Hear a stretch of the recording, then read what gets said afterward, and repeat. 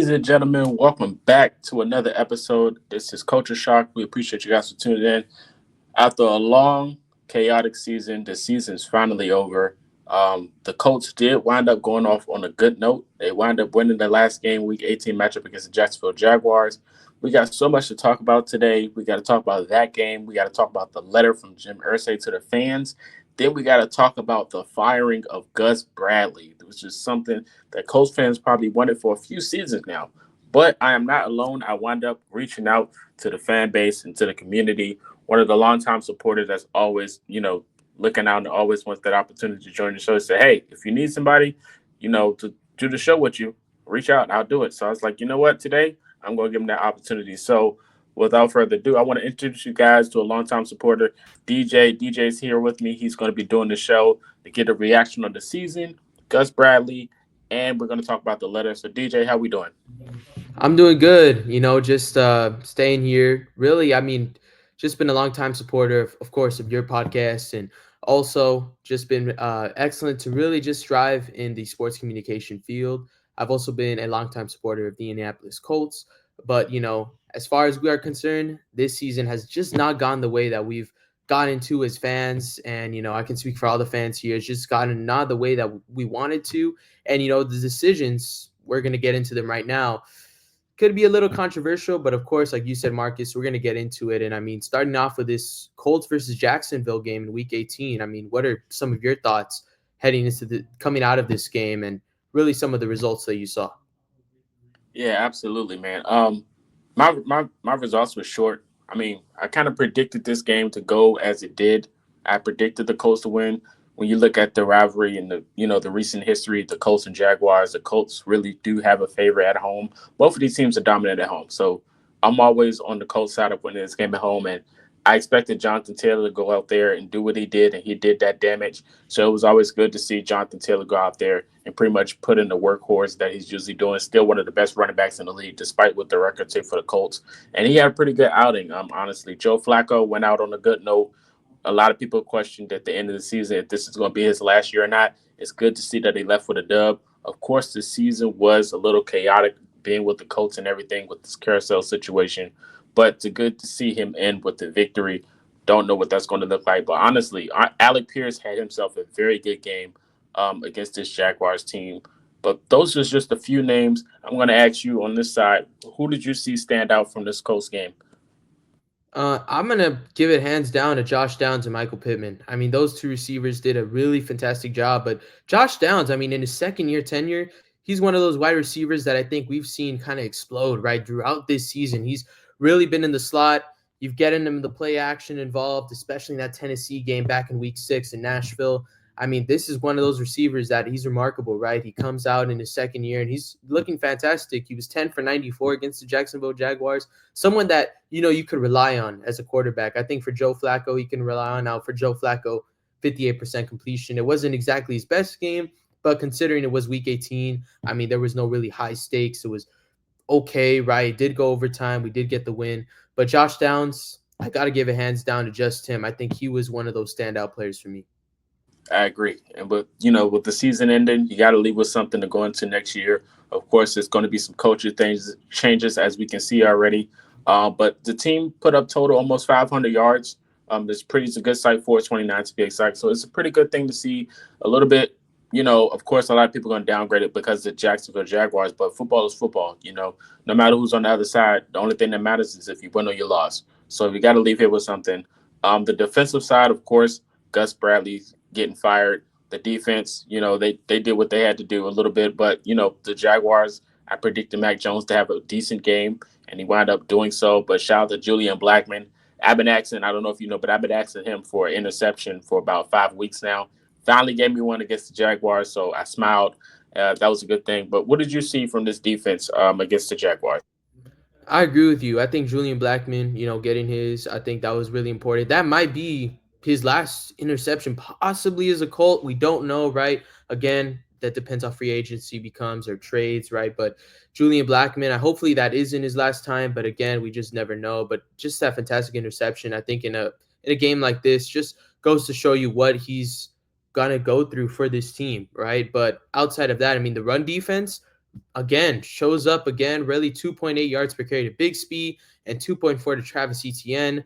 We know exactly what happened the last time we faced Jacksonville, right? We gave up a lot to Bigsby and we gave up that huge gain for a touchdown. I mean, we were slowing them down, but you're giving up these big plays. And in this game, we kind of, the run defense, the up front, right? They stepped up. I mean, those mans up front, they really stepped up in Buckner, Grover, Stewart.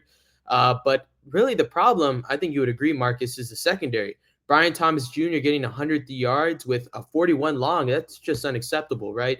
I mean, you can't give up that much to him. And Mac Jones, I know he only had 225 yards passing, but to let the Jaguars in this game with that passing game, it just shows to show you that the secondary just has some flaws. But Jalen Jones led tackles with 9 in the game. So, I mean, there were some standouts there. But, I mean, if you were to agree here, the young secondary has been an issue throughout the season.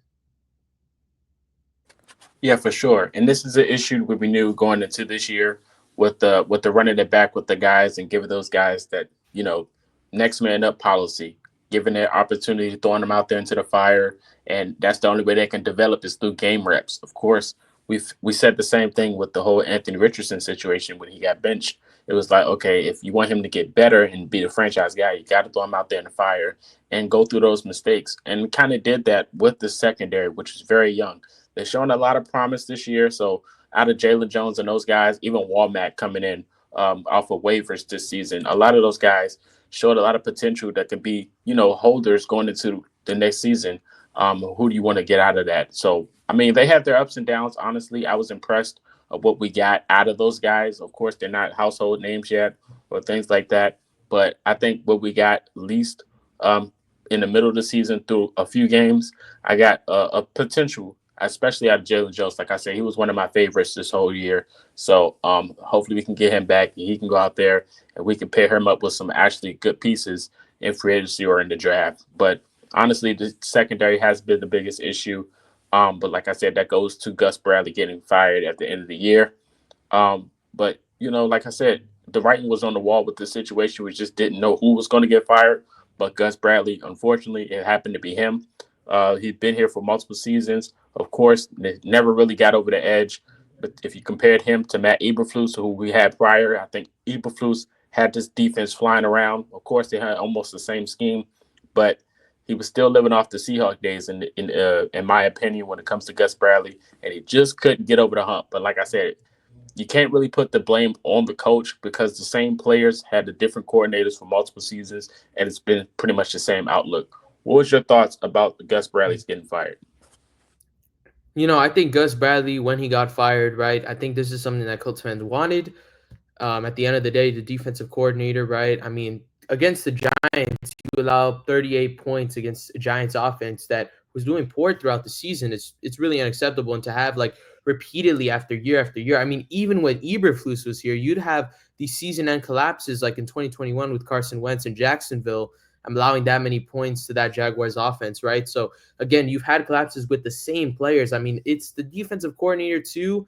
But again, like you said, these defensive players that specifically the general manager Chris Ballard has been drafting for this defense just hasn't really worked out the way he's wanted it to. And I think specifically for Gus Bradley, I mean, the Colts defense never ranked higher than 24th in points allowed. I mean, that's really unacceptable as a defensive coordinator. You said he's going back to that Seahawks defense zone schemes, kind of similar to what Matt Eberflus did, but it's just not working out for this Colts defense. I mean, from his first season, yes, he did allow 15th in yards allowed, right? Total. I know that 2022 season, the defense tended to show up more, but now it's just 29th. And it's just really been unacceptable. The soft zone scheme, allowing teams to rally back, right? I mean, you have these huge leads. I mean, in that Titans game recently, 38-7.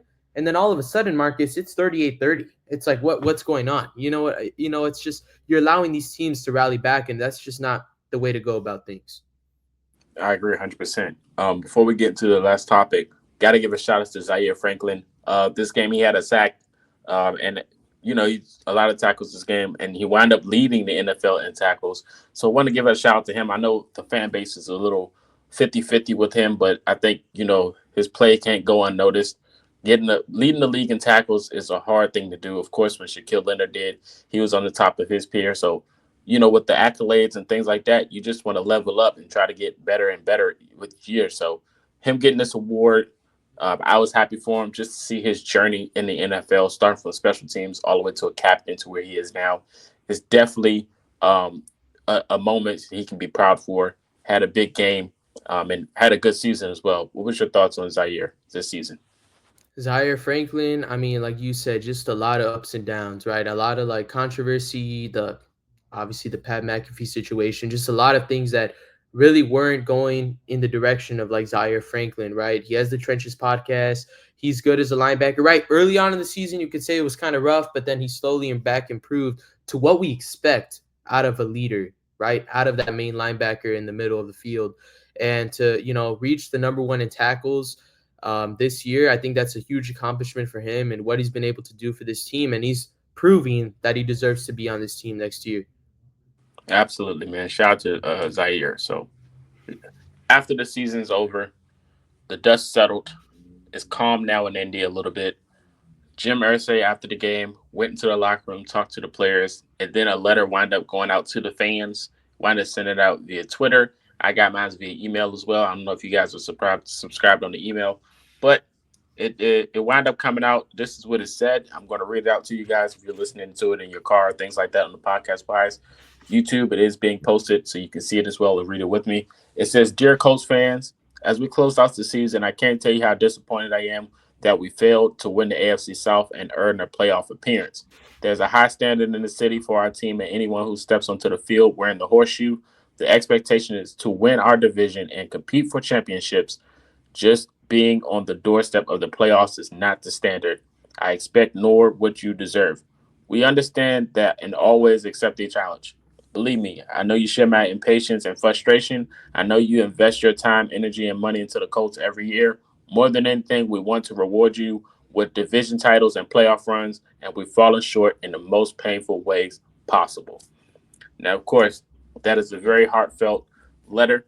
I understand he's just as frustrated as we are, but I think Colts fans is a little bit more over it. As you can see from the attendance of the games, got smaller and smaller each week, and we're pretty much over it. It's been a lot of seasons, and even now the AFC South is wide open. You look at all of these teams in the AFC South, including the Texans this year, didn't play good football, and you just wind up falling short. And this year you had 3 weeks of chances to make the playoffs, and you just couldn't get it done.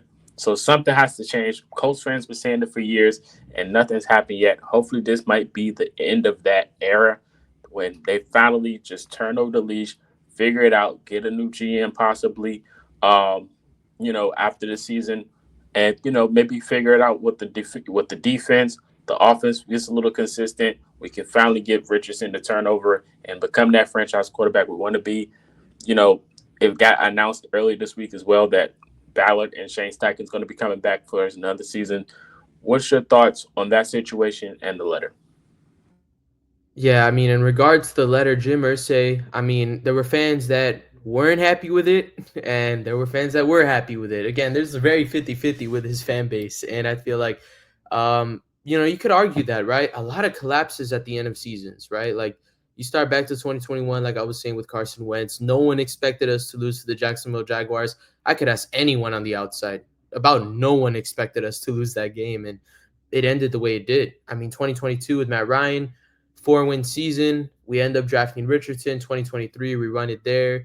Richardson gets hurt. And at the end of the season with Gardner Minshew, we lose to the Houston Texans in a very just catastrophic way. I mean, it wasn't even meant to go down like that on the fourth down, but it just ends in a way that, we wouldn't have wanted it to. In 2024, we end losing to the Giants. And it's just like at this point, right, I think a lot of the fan base can agree on this is that everyone is used to this, right? Used to the collapses, used to the same ending, right? It's the same ending repeating over and over and over. And at this point, we're just trying to find what are the same pieces of the puzzle that are staying here that we could get rid of, right? So I think, and Jim Irsay sending that letter makes a lot of sense, right?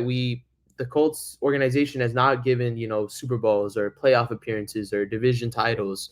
You know, the last time we got a division title was 2014, Andrew Luck age. And that's just like almost 10 years since the Colts organization has gotten a division title. And we've gotten, the Colts have gotten so close, and it's just been very hard to see that. But running it back with Chris Ballard and Shane Steichen, I can see Shane Steichen, but for me, it's like doesn't make sense for Ballard, right? I mean, he's had 8 years, two playoff appearances, one playoff win, a 62 win, 69 loss, one tie record.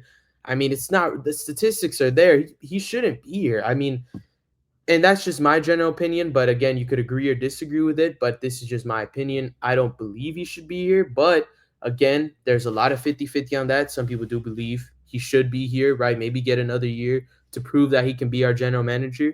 But with 8 years, right? Again, he does have good statistics, right? He has kept our dead cap to a low. We always have cap space entering the offseason, Marcus. I mean, we've never really had financial issues within the Colts organization. We've always had money for players, but there's just not been many big free agency moves. And I think part of that has to be because every offseason before that, he's always looking for a quarterback until now with Anthony Richardson, where I think he just wanted to be certain that Anthony Richardson could be our franchise quarterback, right? So I think it's just, right, like a wait to see kind of moment, see what Chris Ballard does during this offseason, and hope he proves us wrong. All we can do is hope at this point. The best thing you could think about this situation is, with the departure of Gus Bradley, Shane Steichen does have the license to go out there and find him his coaching staff. He came in not with that situation, so hopefully it changes a lot, a lot on the outlook side going into next season. So, I mean, opportunities is endless. There's still hope. We did finish with 8 wins instead of 4, so it's still, in the words of Jim Irsay, we finished 1-0 in 2025. Even though next season we're going to start 0-0, but you gotta have some type of resilience and hope going into the season. Hopefully they can figure it out. They are hunting for a defensive coordinator as of right now already. A few names like Wink Martindale, Rex Ryan, Steve Wilkes goes out there.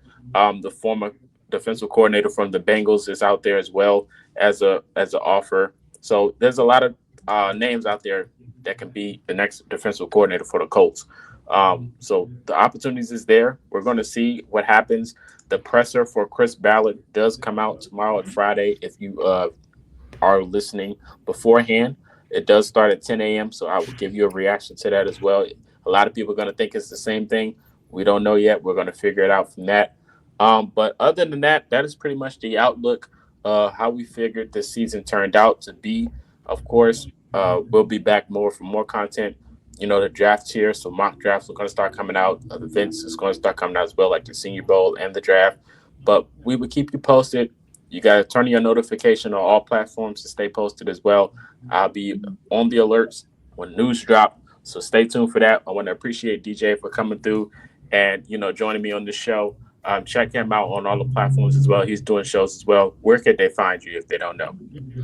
It would just be the username at DJ Be Cool, Instagram or Twitter. I'm always posting about podcasts, and on Twitter, I'm always talking Colts and reposting everything Colts and sports like related. So if you like those content, please follow me on Twitter and Instagram. I'll be there. That's where you could see me at. For sure. And his links will be in the description. Appreciate you guys for tuning in. You guys have a safe week. Enjoy some football. It's going to be some exciting football to watch, even though the Colts aren't playing, but it's still good football at the end of the day.